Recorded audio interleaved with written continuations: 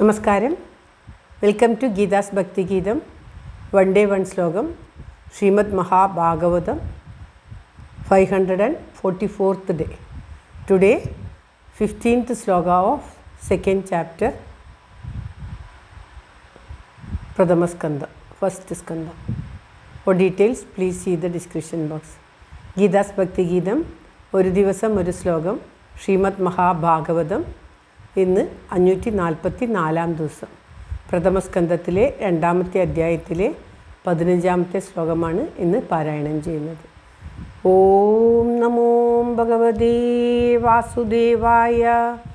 ഓം ശ്രീകൃഷ്ണ പരമാത്മനേ നമഃ. ഹരിശ്രീ ഗണപതയേ നമഃ. അവിഘ്നമസ്തു ശ്രീ ഗുരുഭ്യോ നമഃ.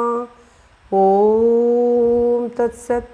കൃഷ്ണം നാരായണം വന്ദേ, കൃഷ്ണം വന്ദേ വ്രജപ്രിയം, കൃഷ്ണം ദ്വൈപായനം വന്ദേ, കൃഷ്ണം വന്ദേ പൃഥാസുതം.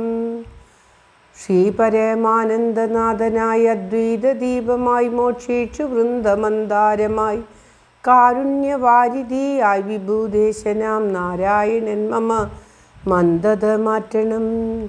ഓം തത്സത്.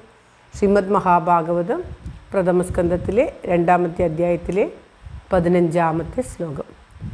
യദനുദ്യാസിനായുക്ത കർമ്മഗ്രന്ഥി നിബന്ധനം ചിന്തന്തി കോവിദാസ്തസ്യ കോന കുര്യാത് കഥാരതിം.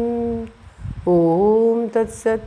യദനുദ്യാസിനായുക്ത കർമ്മഗ്രന്ഥി നിബന്ധനം ചിന്തന്തി കോവിദാസ്തസ്യ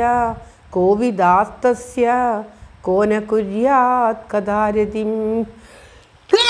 ഓം തത്സത്.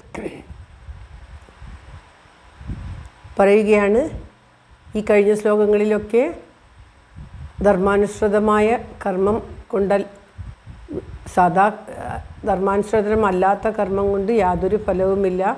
ഭഗവത് ഭക്തി ഒന്നാണ് എല്ലാറ്റിനും കാരണം. ഭക്തിരഹിതമായിട്ടുള്ള ധർമ്മം തന്നെ ഭക്തിരഹിതമായിട്ട് അനുഷ്ഠിച്ചാൽ അതിനെക്കൊണ്ട് ഒരു കാര്യവുമില്ല എന്നൊക്കെ പറഞ്ഞതിന് ശേഷം ഇപ്പോൾ പറയുകയാണ്, ആ കർമ്മം, യാതൊരുവൻ്റെ കർമ്മം അഹങ്കാരരഹിതമാകുന്നു. അഹങ്കാരരഹിതമാകണമെങ്കിൽ ഭഗവാന്റെ ഭക്തിയാകുന്ന വാളുകൊണ്ട് അതിനെ ഛേദിക്കണം. അഹങ്കാരത്തെ ഛേദിച്ച് കളഞ്ഞാൽ പിന്നെ ആ ധർമ്മം ഭക്തിപൂർണമായി തീരും. അവർക്ക് ഭഗവത് കഥകൾ കേൾക്കാനുള്ള ആഗ്രഹം, കഥാരതി, രതി എന്ന് പറഞ്ഞാൽ അതിയായ ആഗ്രഹം ഉണ്ടാകും എന്നാണ് പറയുന്നത്. ചിന്തന്തി എന്ന് പറഞ്ഞാൽ മുറിച്ചു കളയുക.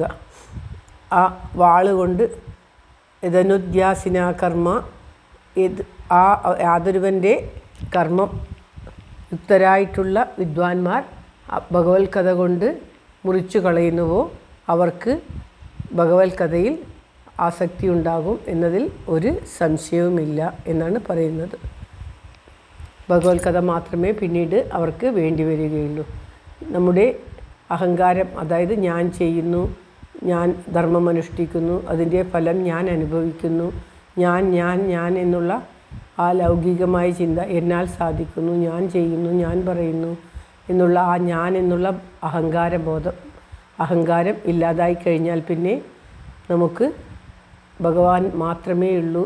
നിത്യസത്യമായിട്ടുള്ള ഭഗവാൻ തന്നെയാണ് സർവസ്വവും. ഭഗവാനാണ് എന്നെ നയിക്കുന്നത്, ഞാനല്ല. ഏതൊന്നും ഞാൻ ചെയ്യുന്നുവോ അതെല്ലാം ഭഗവാനാൽ ചെയ്യപ്പെടുന്നു, ഭഗവാൻ ചെയ്യിപ്പിക്കുന്നു എന്നുള്ള ആ തോന്നൽ നമുക്ക് വന്നു കഴിഞ്ഞാൽ പിന്നെ നമുക്ക് അഹങ്കാരം അശേഷം ഉണ്ടാവുകയില്ല. എല്ലാറ്റിലും ആ ഭഗവാനെ കാണുവാനും ഭഗവാനാൽ നിയോഗിക്കപ്പെട്ടിട്ടാണ് നാം എല്ലാം ചെയ്യുന്നത് എന്നുള്ള ആ ബോധം ഉണ്ടാവുകയും ചെയ്യുന്നു. അപ്പോൾ ഞാനെന്നുള്ള അഹങ്കാര തത്വം മറഞ്ഞ് ഞാനെന്നുള്ള അഹംബോധം ഉണ്ടാവുകയും സർവ്വസമയവും ആ ഭഗവത് കഥയിൽ ആഗ്രഹമുണ്ടാവുകയും ചെയ്യുന്നു. അപ്രകാരം ഭഗവത് കഥയിൽ ആഗ്രഹമുണ്ടാകുവാൻ വേണ്ടി നമ്മുടെ അഹങ്കാരത്തെ ഏതൊരു വിദ്വാൻമാർ ഭഗവത് കഥകൾ കൊണ്ട് ഛേദിക്കുന്നുവോ അവരെ നമസ്കരിക്കണം എന്ന് കൂടി ഇതിലേക്കൂടി മനസ്സിലാക്കണം. ഭഗവത് കഥകൾ കേൾക്കണമെന്നുള്ള ശ്രദ്ധ ആർക്കു തന്നെ ഉണ്ടാവുകയില്ല എന്നാണ് പറയുന്നത്. എന്തുകൊണ്ടെന്നാൽ നമ്മിലെ ആ അഹങ്കാരം, ഞാനെന്ന അഹങ്കാരം ഛേദിക്കപ്പെട്ടു കഴിഞ്ഞാൽ പിന്നീട് അവശേഷിക്കുന്നത് ആ ഭഗവാൻ മാത്രമായിരിക്കും. ശ്ലോകം ഒരിക്കൽ കൂടി. യദനുധ്യാസിനായുക്ത കർമ്മഗ്രന്ഥി നിബന്ധനം ചിന്തന്തി കോവിദാതസ്യ ന കുര്യാത് കോ ന കുര്യാത് കഥാരതിം. ഓം ശ്രീകൃഷ്ണായ നമഃ. യദനുധ്യാസിനായുക്ത കർമ്മഗ്രന്ഥി നിബന്ധനം ചിന്തന്തി കോവിദാതസ്യ ന കുര്യാത് കോ ന കുര്യാത് കഥാരതിം. ഓം തത്സത്. സർവത്ര ഗോവിന്ദനാമ സങ്കീർത്തനം. ഗോവിന്ദ ഗോവിന്ദ. എല്ലാവർക്കും എല്ലാവിധ ആയുരാരോഗ്യ സൗഖ്യവും നന്മയും പ്രാർത്ഥിച്ചുകൊണ്ട് ഭഗവത് സമക്ഷം ഈ ശ്ലോകം സമർപ്പിക്കുന്നു. Geetha Rajan. Thank you for watching. All the best.